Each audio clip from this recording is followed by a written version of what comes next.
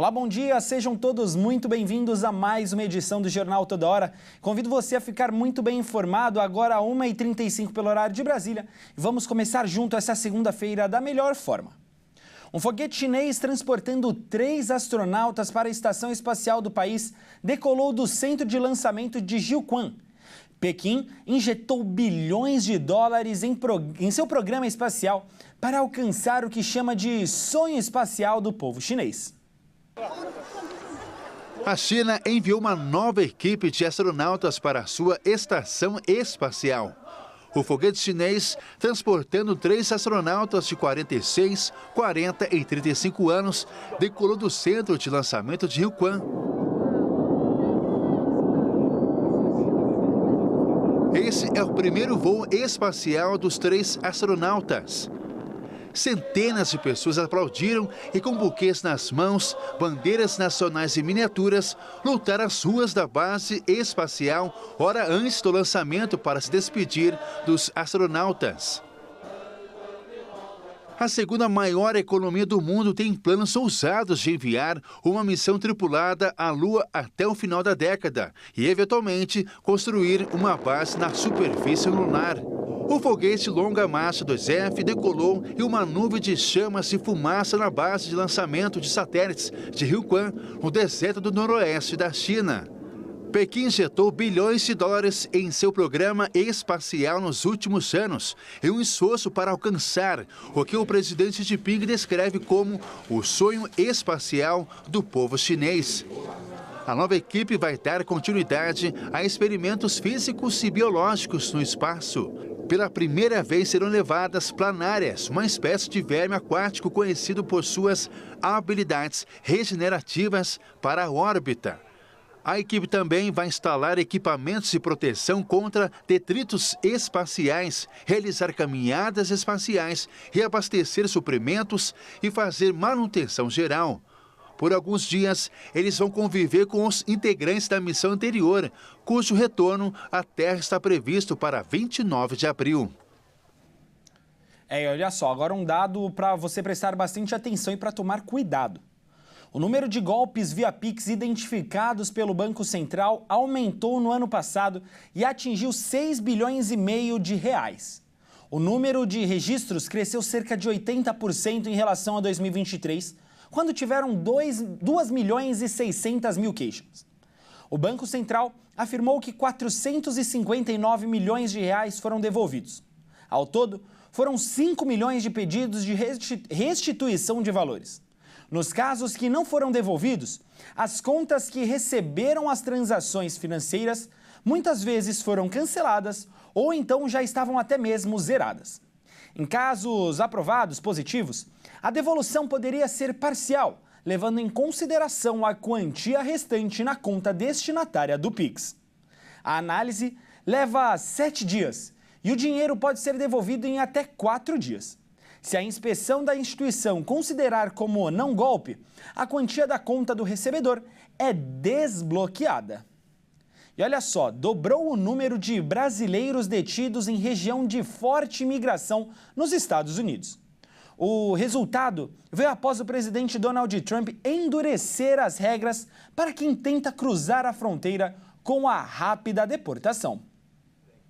Somente 3 dias depois da posse de Donald Trump, em 23 de janeiro deste ano, já existiam 85 brasileiros nas prisões da Nova Inglaterra. O número de brasileiros detidos na região de maior concentração de imigrantes nos Estados Unidos cresceu desde a posse do republicano. Na prática, havia quase um brasileiro por dia sendo preso na região desde que Trump chegou ao poder. O objetivo de Washington é de deportar esses imigrantes. Dentro do governo Lula, os números seguem com sigilo para que não se estabeleça uma crise política com a Casa Branca, mas são considerados como a primeira constatação prática de que a operação de Trump contra a imigração tem abalado a comunidade brasileira no país. Apesar dos dados serem apenas a uma das regiões dos Estados Unidos, servem de termômetro da realidade que os brasileiros enfrentam por lá. Dos cerca de 2 milhões de brasileiros que vivem no país, Mais de 400 mil estão na região de Boston. Nos últimos 4 anos, dos quase 10 mil brasileiros presos nos Estados Unidos,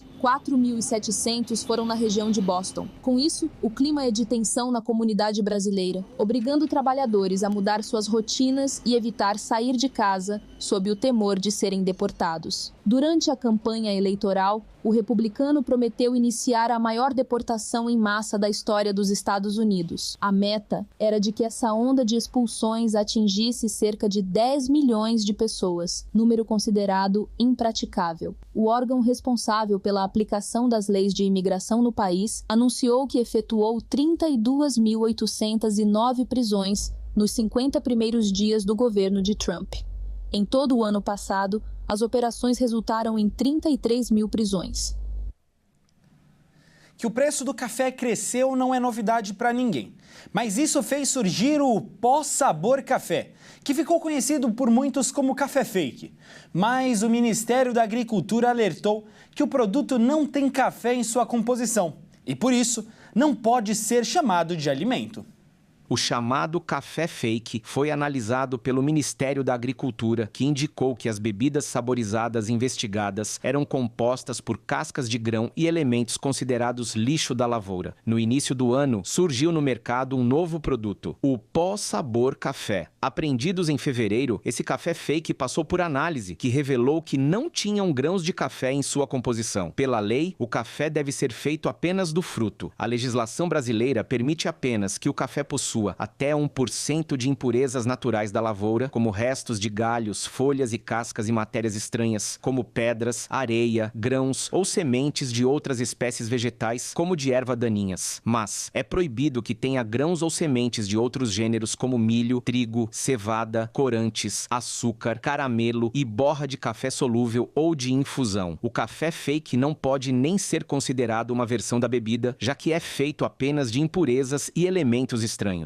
Os tipos de café, como o extra forte e o tradicional, além de conter grãos maduros, aceitam a presença de sementes de frutos que não estavam em seu melhor ponto de maturação, colhidos antes ou depois do tempo ideal. Isso acontece porque a colheita, na maioria das vezes, não é feita de forma manual. Mas não significa que esses cafés são ruins ou que fazem mal à saúde. Se eles tiverem um selo da ABIC em sua embalagem, significa que o produto foi certificado quanto à sua qualidade e quanto aos limites aceitáveis de impurezas e matéria estranha. As impurezas podem estar no café de forma acidental, por serem resíduos na lavoura, e por isso não são consideradas fraudes se estiverem dentro do limite permitido. Já os elementos estranhos são adicionados intencionalmente para falsificação e são ilegais independente da quantidade encontrada na bebida.